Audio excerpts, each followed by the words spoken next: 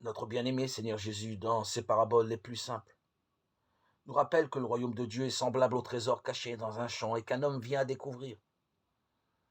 Il le recache et il s'en va, ravi de joie, vendre tout ce qu'il a et acheter le champ. Matthieu 13, 44, 46. Le mot-clé de cette parabole, ce n'est pas qu'il faut tout vendre, mais bien que l'on est ravi de joie. C'est ici la bonne nouvelle. Et quand on est ravi de joie, alors tout simplement, et comme sans y penser, on vendra facilement ce qu'il faut vendre. On se débarrassera de ce qui encombre. Mais pour cela, il faut être ravi de joie. Dans les crèches marseillaises et provençales que l'on fait la fête, des veilles de fête, de Noël, où on crée un santon parmi tous les autres.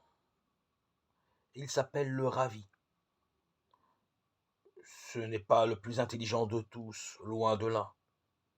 Il passe même pour un simplet. Il n'a même pas un cadeau à porter comme tous les autres qui ne viennent pourtant pas les mains vides. Mais lui est ravi, il est ravi de joie. C'est pour cela qu'on l'appelle le ravi.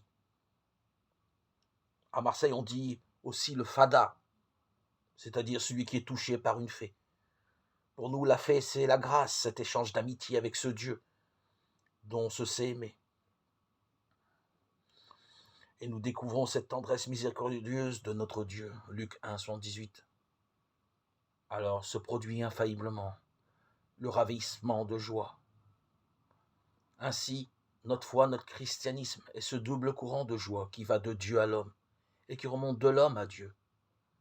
Dieu qui se réjouit de la brebis perdue, de la drachme retrouvée, du fils prodigue revenu.